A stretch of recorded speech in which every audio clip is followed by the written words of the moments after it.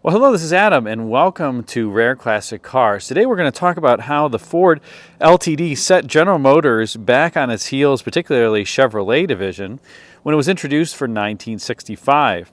Now, for those GM fans, you may recognize that 1965 was the inaugural year for the Caprice, and it came out mid-year. It was available only in four-door trim. You could not get it on a two-door.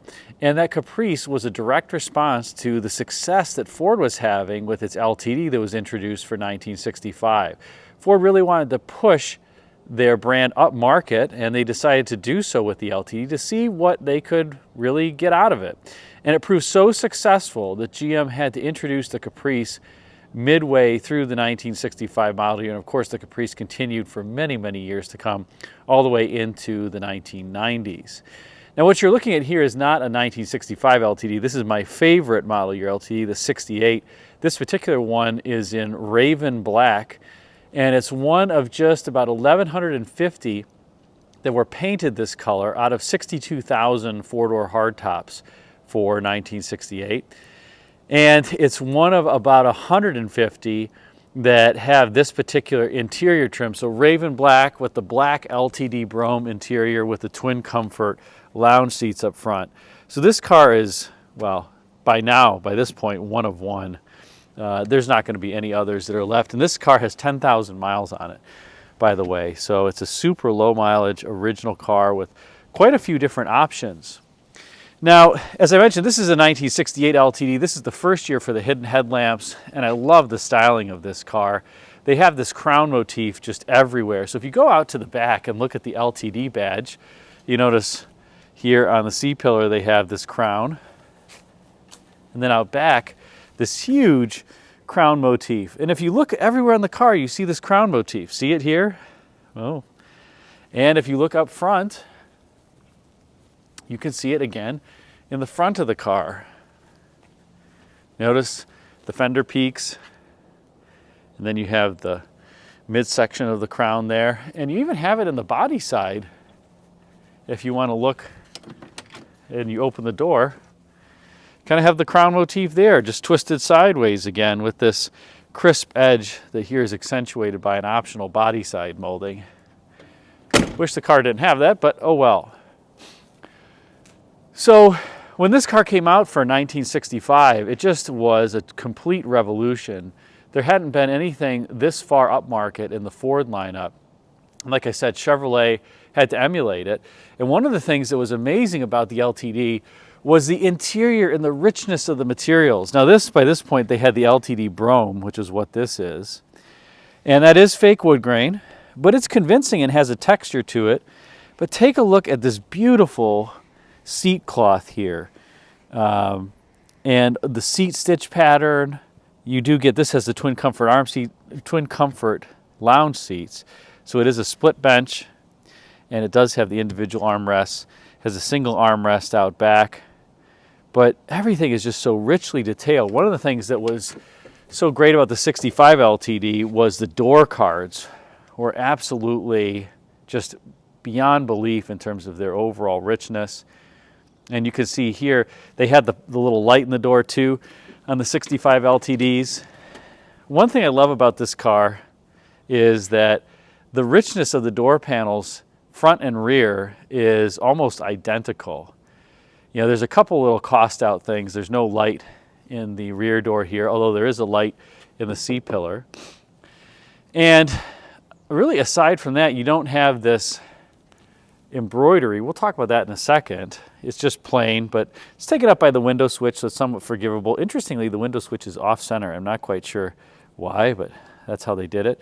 But you have this beautiful wood grain, and this is fake stitching here, actually, but you really have to look to see that it's fake. It's extremely convincing, and I would say, frankly, you're not going to necessarily be fooled that this is fake wood, but it has texture to it. The faux burl here, I mean, it's just beautifully done.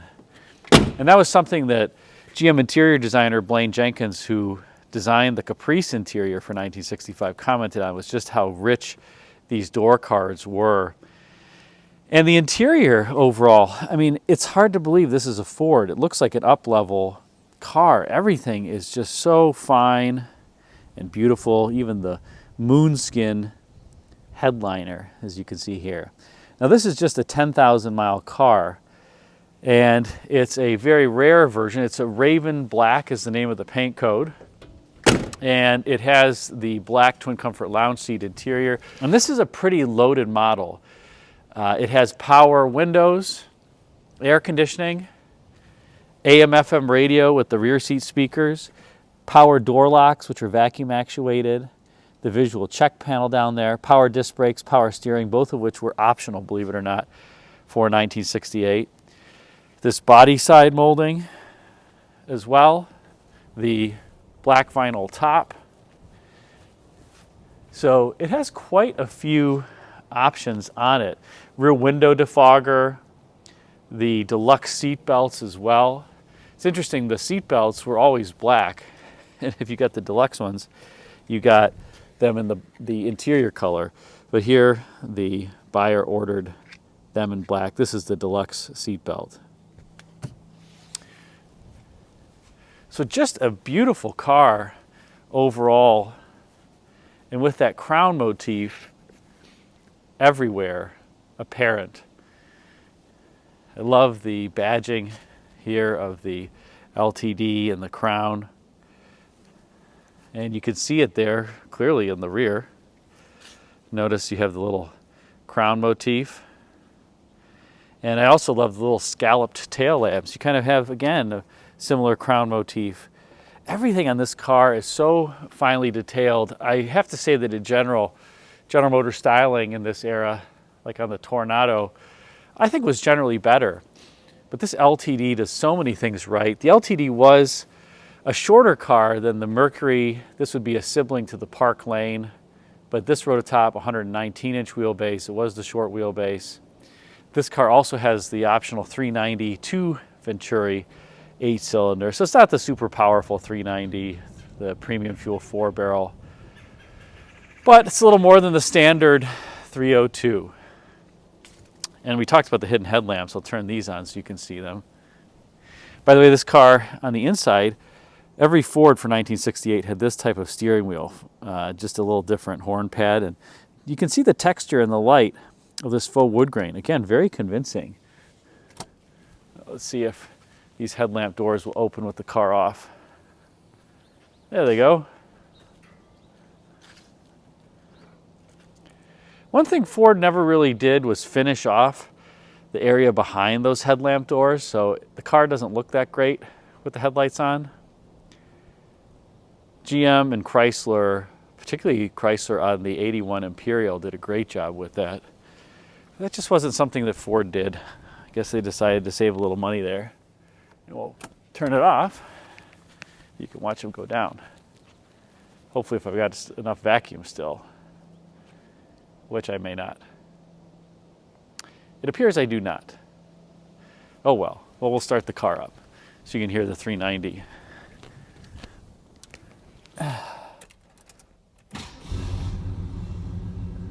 There we go. Now they should be going down. Yep, I just heard them go down.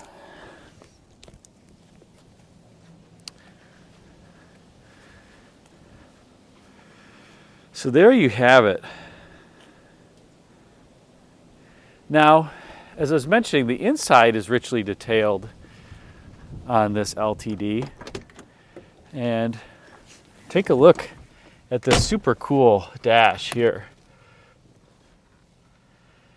Very simple, very mid-century modern-esque, very kind of linear layout.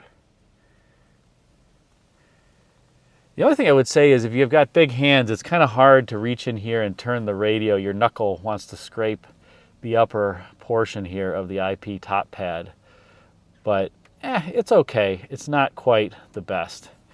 Otherwise, the ergonomics are pretty good. You can't always see if you're turning the wheel the HVAC controls, but well, hopefully you're not turning the wheel and then, let's say, operating the HVAC.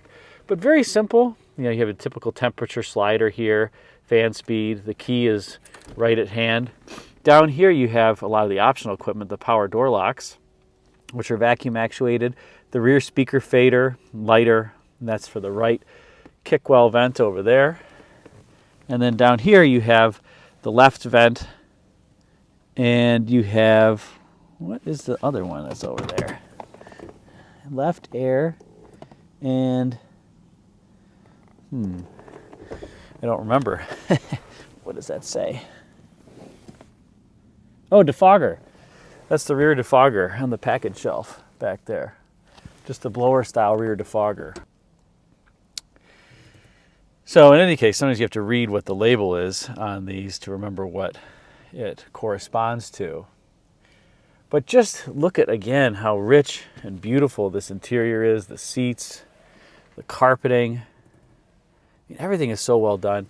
Take a look at the vacuum door locks here too. I'll start the car up so that they work effectively, but you just push this little lever down here. It's a visual check panel. Notice it's telling me to buckle my seat belt. Let's see. There we go. Very silent, unlike the GM power door locks of the era that sound like the cell block is unlocking. Here you just have a gentle little vacuum actuator down here.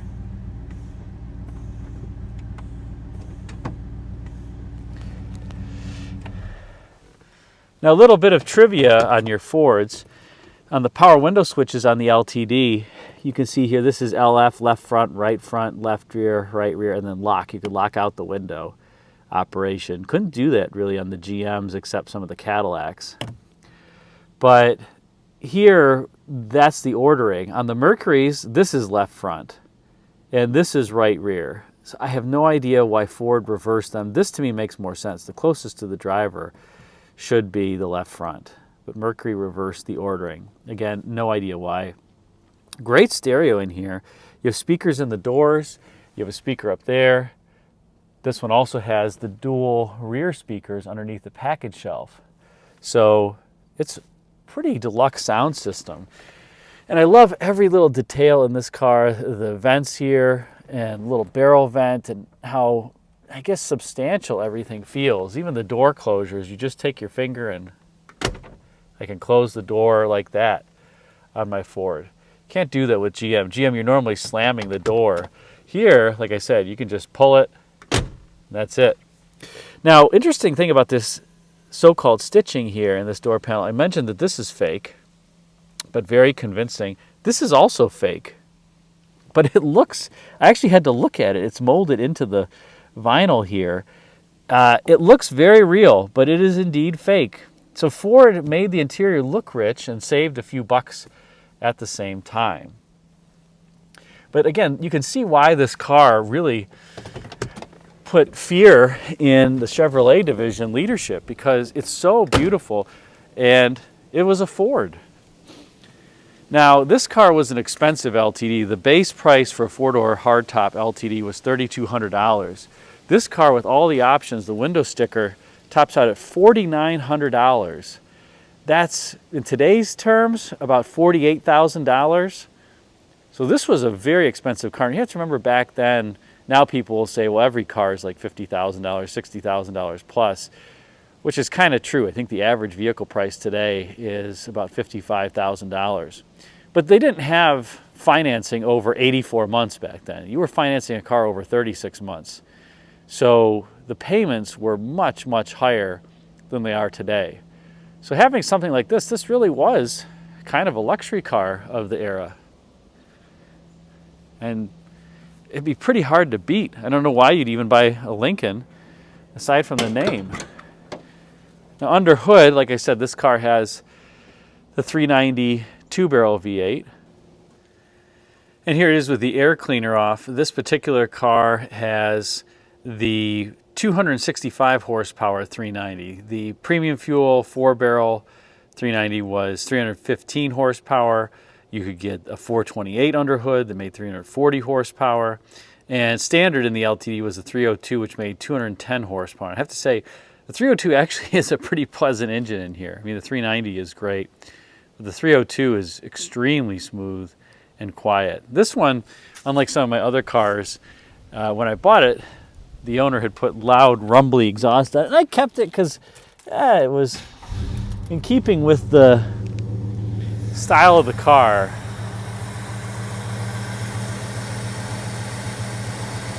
Purrs like a kitten.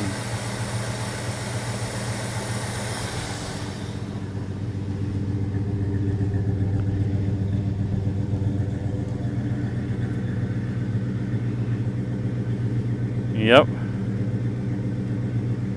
I love the reverse lights integrated in there too. By the way, side note, don't do what I just did and leave your Ford of this era idling in park. They have a tendency to slip from park to reverse. One thing you can do is check by kind of gently pushing down on this gear shift when it's in park to make sure the park pawl is set and locked. Sometimes if you do that on your Ford of this era, you'll find it'll just go right in reverse, that detent is gone. So you do want to be careful, particularly when you slam the door closed and it's idling. And unfortunately, not this car, but a lot of these Fords have an automatic parking brake release. So you can't even set the parking brake because when it pops in reverse, it releases the parking brake. And you just don't want that to happen with the engine, particularly on fast idle.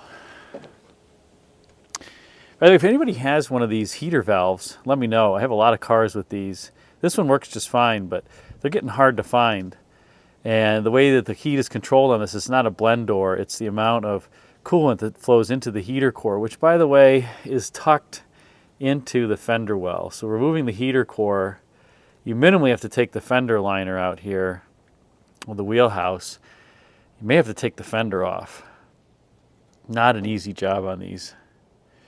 So if you've got a spare one, let me know. Email me, rareclassiccars@yahoo.com.